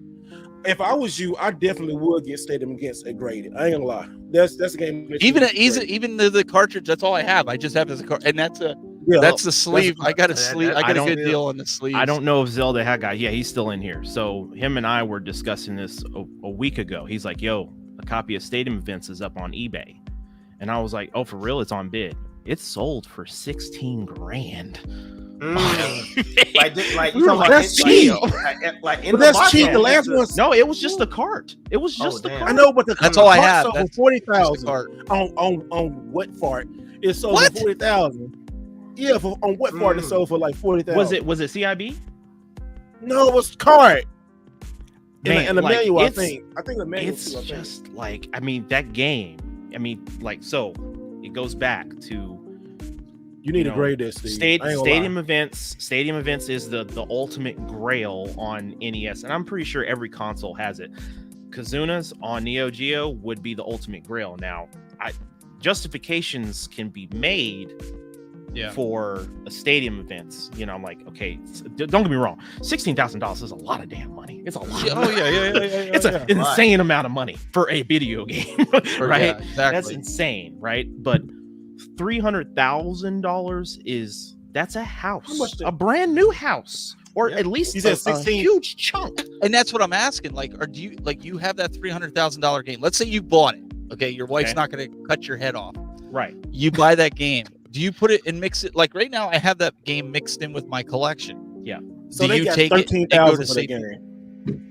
Do you take that $300,000 and put it in like a safety deposit box somewhere in a bank? So that particular game is I've done research on getting my collection insured, right? Yeah, a lot of companies don't just do it collectively because there's a fluctuation in prices. So for you to actually get like video games insured, you have to insure every single individual game, which is that's just ridiculous, right? But for a game like that, for a game like Stadium Events, that makes sense to insure that game for that that kind of level, that kind of quality of game. And then I would put that somewhere in a safety deposit box. I mean, do I have to play it? Yes. I have to put it. I have to at least one time. I ain't gonna lie. I put it in the Nintendo to play it. I gotta play it. I was like, I gotta play it. If I'm paying $300,000, that mofo is getting played. Yeah, I'm getting my $300,000. I opened Little Samson. Little Samson wasn't sealed. I put it in the Nintendo, and I was like, I got to see what all the hype. Is that a repo? I never played it. It's a good game. What's that? Yeah, Steve. Is that a repo case or a real box? It's a real box. That's a real box. That's a real box. It's not. Does it look like no. No. That's a real box. Yeah, you need to keep that. You need somebody said, like I said, somebody gave it to you, boy. You need to keep that. But seriously, those are two pieces. Those two pieces, I would definitely grade because seriously, it's in an acrylic case. Oh, like it has like the plastic, Yeah, but no, like those two games can get you out of the crunch. Those games are never going to lose value. They're never going to lose value. Samson's gone up. Yeah, they'll never lose value. They'll never lose value. Yeah, now look, And, I play. and It's all good. that It's is good. stadium events. All it is world-class track meet. Right? Because I have yeah. that. That's all it is. Yeah. It's the same game. That's all it is. Yeah. I don't see because- myself playing stadium events. No, I don't. I see that just being a. Well, no, I popped it in because I want to see if it works. Oh, yeah, sure. I got the tools out, cracked it open. You know, Yeah. I did my due diligence. You know, Mm-hmm. I would Hey. open the Kazunas, and I would be sweating bullets because opening like Neo this. Geo. Shaking like a I would be crackhead. shaking. I would be shaking like crazy. I mean, Well, even just though to it's be- coming from the Neo store because it's validated. I that it's know. Like, real. what do you do? Like, you wouldn't even Right. want to bend the manual even more than what. No, What you it know what I'm already saying? is. I would say like when you order stuff on that site, like who delivers that to you? Because I assume somebody like in a black Right? suit, I mean, in all black it's suit, it's black like shades, super. like- It's super insured. Like the owner of Neo Store, he's like a longtime Neo Geo collector. He actually had a license with SNK back in the 90s. So if you wanted to order Neo Geo games, you were going through his store. And for like if you came across like the ultra rare games later on down the road, you would send them off to him to validate because he has the collection and he can cross validate carts, chips, all that stuff. I mean, he's been doing it for like 20 plus years. So Don't he a got lot a of full people set? he does. So, Okay. so you would almost have to take a rider out in an insurance policy just for that specific game. Like, Yeah. you would have to take it to the insurance company and be like, I'm putting this in a locked box, which is then going to the bank. Yep. This is what it's worth. This is what it's selling for. And like, you know, pray nothing happens. The bank doesn't get robbed or something like that. And that's, as crazy as it sounds, I've been looking for, like, as I have fireproof boxes in our bedroom for like important documents and stuff, I've actually thought about getting a fireproof box just to stick this in. You need to get In a the event. fireproof safe. Yeah, that's what I'm saying. That's what I call them, the safes. They're like this big that you can open them up, but they're fireproof, right? Like, you put them. So, but like, the other part of me is like, I want it on display because, like, if somebody just walks through, they're like, "Oh my gosh, you have this game!" Like, Yeah. that's kind of the other, like, the conversation. No, I put would it say on you can take a display. picture. I would say you can take a picture of it and put it in a glass case. So yeah, I got it. That's over at the bank. Yeah, that's true. That's That's true. He was like, I'd be like, you can can't have touch it. Like, bro, you have a picture of yourself holding it. He was like, is that all? It's a picture? Yeah. You think I'm gonna keep that shit here? Absolutely not. Well, it's like on Married with Children. It's like, I'm the man who shook hands with Andy Griffith or something. Oh, Like, hey, see, look right here. I shook his hand. Apocalyptic Minister. He's saying this is absolutely why we need a physical. Yes. This is what I'm saying. I Yes. am 100% in agreement. You don't get this conversation with digital, man. No. You don't have anything tangible to hold. You don't. You Speaking- can't sit there and be in awe by the greatness of a game that is just so obscure. You just never see it. You scroll online and you see pictures and you sit there and wonder what it would be like to have it in your hands, to play it while you're holding a classic controller. I don't know if y'all feel I don't know if y'all feel the same way, but physical games I feel more incentivized to actually play. So if I can look at something, I'm like, oh, I need to play. Yeah. That. It's way different than looking like on my Steam or PlayStation and then see like a large library of digital stuff. It's like a bunch of tiles and text stuff like that, whatever. But well, like, physical Steve, you games just always entice me to play them more. You just did your 3DS collection, right? I bet you could go to each game and you could tell everybody where you got that game, what you were doing when you purchased that game, or if somebody gave it to you or you got a lead. But I bet though there's some stories behind it. You can't do that with digital. You can't be like, oh yeah, so I wasn't feeling good that day and I went to the eShop and I bought this game. I would say it was crazy. I know some of those games because when I used to collect them, I know some of those games that used to only be like on the eShop or you can only buy physical. And now the eShop is down. The only way to get them is the physical ones. So that's another case. A lot of those games. And I was gonna show the audience this, like games like this. So Sonic Mania versions, right? It was the regular version, and then it was the like limited edition version with the full, and then it had like the it had the art book, and then it had the reversible cover. Oh, yep, I got the same one. Yep, it's really nice. You didn't know they had the reversible cover on that? Yeah, I did not. They had the reversible. Yep. Yeah, it had reversible. Yeah, I didn't know cover. that either. But so this right here version is starting to dry up now. It's starting What to about- become more in demand. This right here. What about this the one box here. set that came with the Sega This and is the the box Sonic? set. Because I have that. I have the one Oh, that yeah. comes with the Sega and the Sonic. Mm-hmm. Yeah, Yeah. too. Like I know that one. When I bought it, it had a digital code for it instead of a physical. Then like Yeah, a that's year what mine after- did. But I was Yeah, that's wondering what if that was going up But in the- value too, Steve, with that.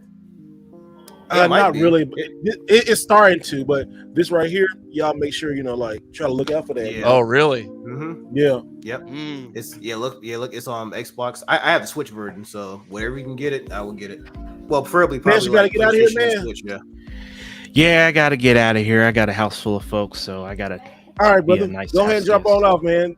Just tell everybody what Appreciate they can find you, y'all. Take it easy, brother, man. Yes, All right, see ya, man. Ness. Y'all can find me on IG and also on YouTube. Y'all have a good night. Happy Friday. Have a great weekend. Happy Memorial Day. All right, brother. Take care, man. Later. Peace out, brother. Yeah, he had to get out. He got to go entertain the peoples. But we're gonna stay on a little bit longer, y'all. It's been good. Yeah, that's fine. Good light. It's really Good, good. Yeah, I enjoy it. good light night. Just about stuff. Sorry But to I start think- late, people. I think as a physical collector, these are discussions we need to have, because I'm sure there's a lot of games that people have that are, even if the game's worth $1,000, even if the game's worth a couple $100, Mhm. like, do you leave that out in your normal collection so people can take their grummy hands when they come over to your place and pick them up, or are you putting them somewhere special? Like, do you guys put them somewhere else? Like, I keep mine. I keep stuff out. Yeah, I would say I know for me, like, because I'm a big Mega Man collector, and I know a lot of those games have gone up. The most of the ones I have complete in box, so I don't have them in my case now. But before I started packing everything up, I would keep them in this exact case, so it would be separate from everything else, but kind of more protected than everything else too. Because I kind of want to show them off to you. So when it comes to like high price value games like that, I tend to want to show them, but I mostly separate them from everything else that I have. you don't want anybody touching them. Yep. Yeah, that 'cause I way, got, you real get the systems. note stuff that's in there is like all that special. Like if it's in there, then you know not to touch that shit easily. Yeah. Yeah, because I got my real systems on display, but just have my PS4, my GameCube, my Panasonic Cube. I got the Barbie somewhere around here. It's over there, but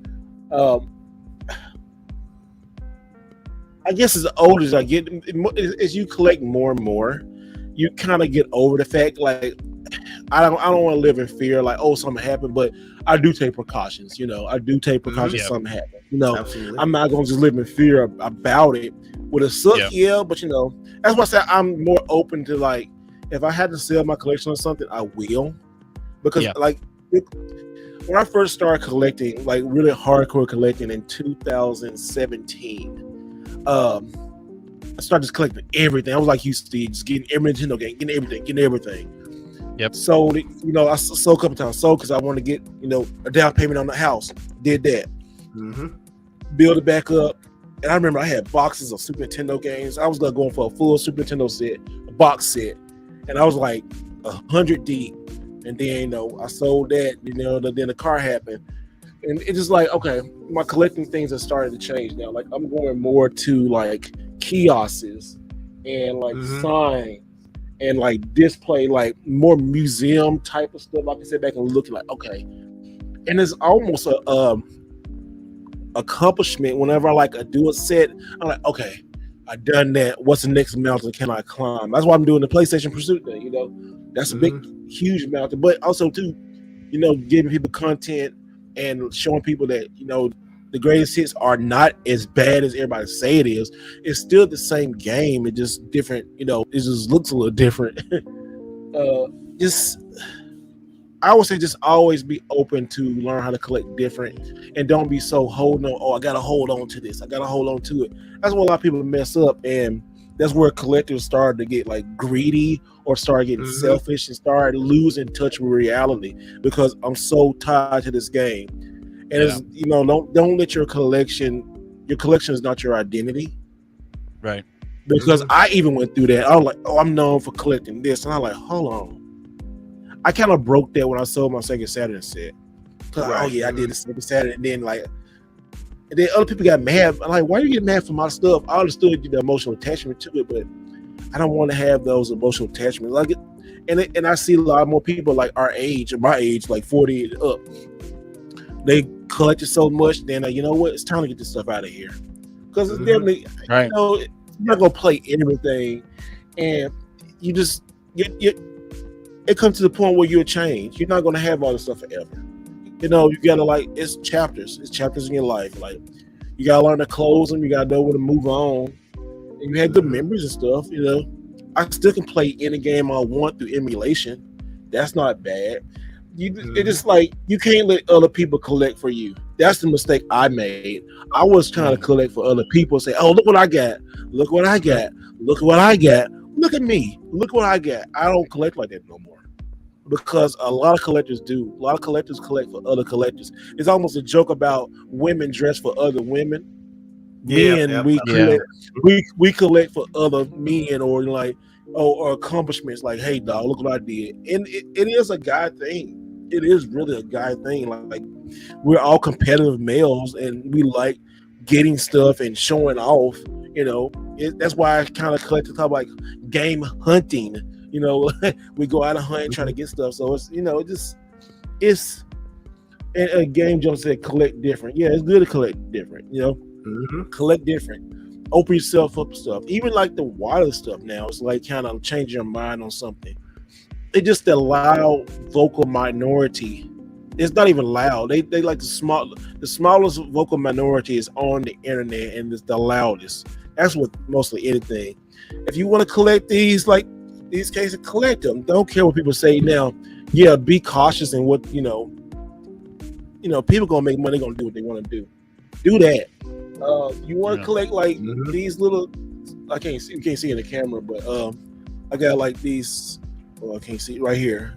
My camera's in a different position tonight, y'all. But I got like access to no one's WrestleMania had. All right, you want to collect stuff like that. You want to collect like different controllers. Just collect what you want to collect. Just don't worry about what other people say and do. That's one thing I'm learning this year is like stop worrying what people say and do. But they don't give you they don't give you carte blanche to just go act like a butthole or be I say an asshole. Because I ran into a collector this week about being an asshole about selling stuff and trying to get stuff. Like you just because you got one thing and you trying to hold on to it to sell. I understand selling trading, but you trying to act outrageous prices about stuff. It'll bite you in the ass. You know, like it was the one like the Sega Fun Pack I got this week. You know, and I'm not gonna go too deep into it, but I talked to a collector about having it or trying to get one from him, and he was trying to just charge over stupid prices, and I ended up finding one super cheap on eBay, better price than better condition, and it was just so bad, so good, so yeah, and like I say, don't gatekeep. Oh, and also answer this question. Next podcast is gonna be next week. We're gonna have an all-female cast. It's gonna be dope.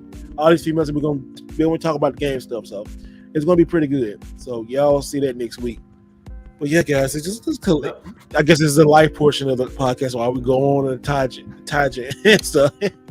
Well, no, so the Game Junction he was saying about I'm wild on the NES right now only because that was the first system me, my brother, and my sister had as kids. That was our own. We got it for Christmas. We got the Power Pad set. It was my parents got it for us. We played. I have my original. That was my dad's, the Atari and Intellivision. I have that in the box in there, and I'll never get rid of that because it was his, obviously, and then he gave it to us. But I think that's why I want to collect because I think there's so many games that as kids because we didn't grow up with money. I mean, I don't have to say that. I mean, there's probably everybody in here could say that. You didn't grow up with money. And so it's like right now it's like exploring things that you didn't have as a kid. And I think that's the majority reason why I really want to collect for the NES. And I know it's an uphill climb. It might take me 20 years, but it's gonna take a minute. You got the hard ones out the way though.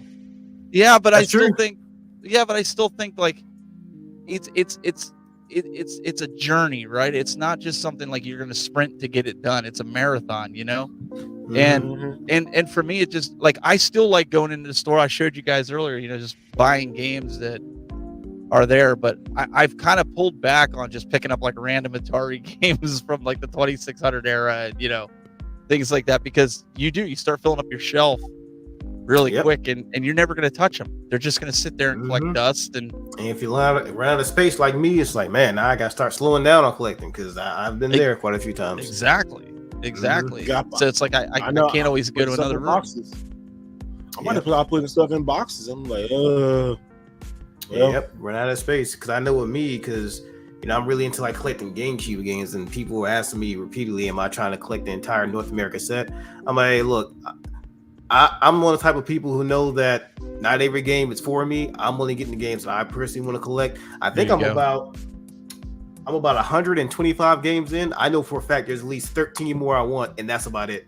I can't remember the exact number that's like within the North America lineup for GameCube games. But once I get that, 130 something games, that's it for me. Like I don't see myself getting the entire set because I have no point in getting that because I know for a fact certain games I do play, I don't play, and stuff that I don't even like want to mess with. It's like, what's the point?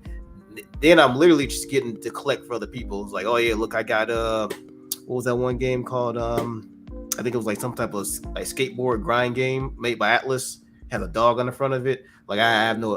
High Power Go-Go Grind. Yeah. High Power Go-Go Grind. Yeah, like I mean, it'd be cool to have it, but not for like $400 something or whatever. So it's like, ain't no point for me. But I think there's something to it when, like for me, I get like really excited and happy when like people come over. Like I have game night every Saturday night. Friends come over. Like we started this back at COVID.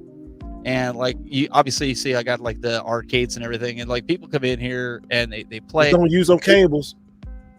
Yeah, here he goes.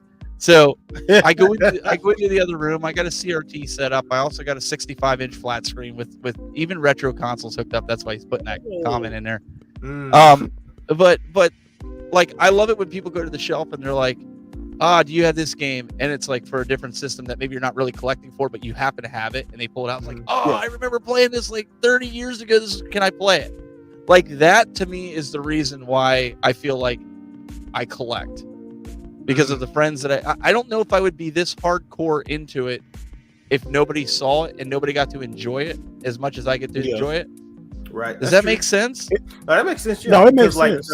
The same thing happened with me and my friends. Like what I was saying with my GameCube and Super Nintendo stuff. When they saw that I had Def Jam Fight from New York, like people was going crazy. It was like, damn, you had that? It's like, man, I remember like so many good fond memories of like middle school and stuff like that, playing games and stuff like that. And the fact that a game like that is more expensive is crazy too. So it gives people it gives people that nostalgia trick of games that they thought, because the games I collect, I have a subset of friends who play certain games that they thought only they played. I don't know if that happened to y'all. You think it's a game that only you know about, and it's like, oh shit, I remember that. A lot of my like the group of friends I have within that subset, it's like, oh man, I thought I was the only person who played that game. It was like, nope, there's a lot of us out there playing stuff like that. It's just it didn't get around like that, and I was able to discover like a lot of games that I missed like years and years ago just off of stuff like that. Like I will buy it. And it's like, oh, I remember this. So weird. I'm like, word. Oh, I guess I'll boot it up. Just like with that install game that I showed y'all a couple of podcasts ago.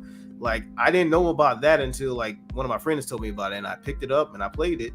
And that's one of my favorite platforms now. So it definitely excites me, especially the one part when I was younger playing games like that. So it's also just another way to discover like your passion of games that you just forgot existed. Like there's been so many games that I've bought in the past 10 years that I didn't play when they came out, and I'm enjoying them now compared to newer games. Well, just like the Power Glove and Rob, right? I didn't have that as a kid. My parents were like, it's a waste of money. And I used to be like, no, it's not a waste of money. This thing's awesome. And then I got it now, and I'm like, this thing is so stupid. It's a waste of, like I would never sit there and play with that Rob the robot to play a game. Like I understand why it died now. But as a kid, you're like, this robot can play with you. This is awesome. Like I want this thing, right? So that's the, so when you have opportunities for that, I guess that's where I sit back and that's the fun part, like the chase, the collecting part of it, being able to find that stuff. Yeah. At least for me, and that's why like even same here. Even with these arcades, it's all emulation with the arcade 1-ups and stuff. But you know what? Not one person has ever come in here and been like, yeah, I don't want to play them because it's all emulation. Like they can't be fun. No, they come in here and they're like, these things are awesome. Like it reminds me of where I was back in the day for this or that, and that's what it's all about. Like you said, don't collect for people, collect for you and why you want to do it, right? Mm-hmm. And like I would say, that's the one thing I like appreciate just about your collection, because we don't have arcades like that anymore. It's not like how it was in the 80s, 90s, early 2000s. So what you have back there, that's like literally a relic of the past that you can't even enjoy like that anymore. And I feel bad for a lot of modern gamers now who couldn't experience stuff like that. So you literally have like a living testament in your room dedicated to that era. That's like a bygone age now. So well, you guys, it's always. No, I said you guys know you walk into an arcade. Mm-hmm. And you just immediately, like even now, like you would walk into an arcade, but if it's not like reminiscent of an 80s arcade or a 90s arcade, you're just kind of like, this is all right. But you walk into something that's a replica. There's a I think it's a hotel, but they have every room like designed like the 80s. Like you can go in there and play Nintendo on one of those big console TVs and everything like that. Yep, I know exactly what you're talking about. And like there's just something to that. That's why we left the wood paneling on the walls. Like when you come down, it's just like a whole vibe. That you get in here, like it takes you back, and it's like immediately takes you back to that era, right? And then like even like on the arcade stuff, like I'm not sure if you guys ever played a game called Virtual On, like one of the ones from Sega back in the day. Like that cabinet itself, because unlike the ones you got back there, that one was specifically made for that game, because I think it's like a cockpit that has like the levers and stuff like that you play, like stuff like that. Like there's no way you can replicate that. So when it comes to like rare commodities like that, like you just gotta try your best to preserve those, because that's like something I really want to get. If there's like one holy grail I can get, it would be like that Virtual On cabinet, because stuff like that you just unless you have the original thing, like there's no way you can recreate that, and it's a whole different experience as opposed to like emulating something that's way different. Yeah, that's why, for us anyways, when people come over, like even some of these kids didn't even know what pinball was. Yeah, it's digital pinball, but like they're just like, what's pinball? And you start playing it now you're competing against each other for highest scores, just like we did back in the day, right? So it's just that whole thing that modern games can't bring. And I think for me, honestly, like that's just really why I started doing this. And I think putting that into perspective for people collecting, it's not about the money, but yeah, like if you could flip your stuff, it's just, I don't know, it's things I've been thinking about. Like, Steve, you scare me when you say like it's a chapter in your life, you're gonna fold it up one day, and I hope not. Like I want my kid to I want to pass this on to my kid. He loves it, and then maybe he shares it with his kids, right? It ends up in his house one day. No, that's the hope.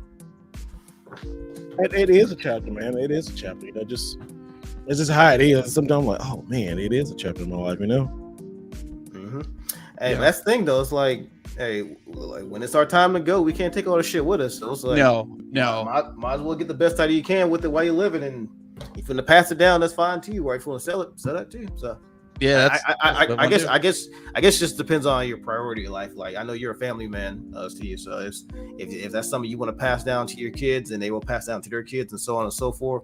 There's intrinsic value in that. Like that, if something happens one day, God forbid, like that can take care of a house payment. That can take care of like student loans, stuff like that. So that's something that has value being passed down. So I can definitely see why you want to do that. Yeah, and I think if we don't teach this generation coming up about these games, all hope is lost for the future, man. Like it's just gone. Like they're like even my kid, he'd rather have all downloadables, but now he's understanding why physical is needed though. Like he understands why we want to keep the physical.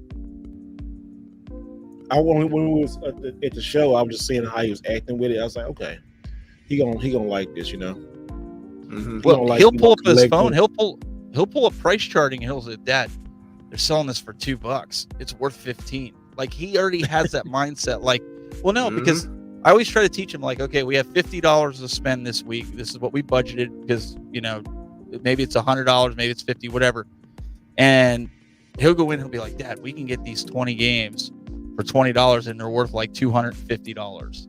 So he understands the value versus what we're paying for it. And it's not to say like, oh, we got all these that are worth money. It's to say like, yeah, that was a good haul.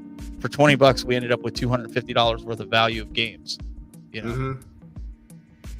And that's like a business mindset too. Like that can Yep. be something that's transferred outside of games. Like you can build a whole Exactly. company off of that. So that goes well beyond gaming. It's like now you're thinking about like the cost of certain things, like buying low, selling high, stuff like that. I mean, you can turn that into so many different avenues of business. It's not even funny.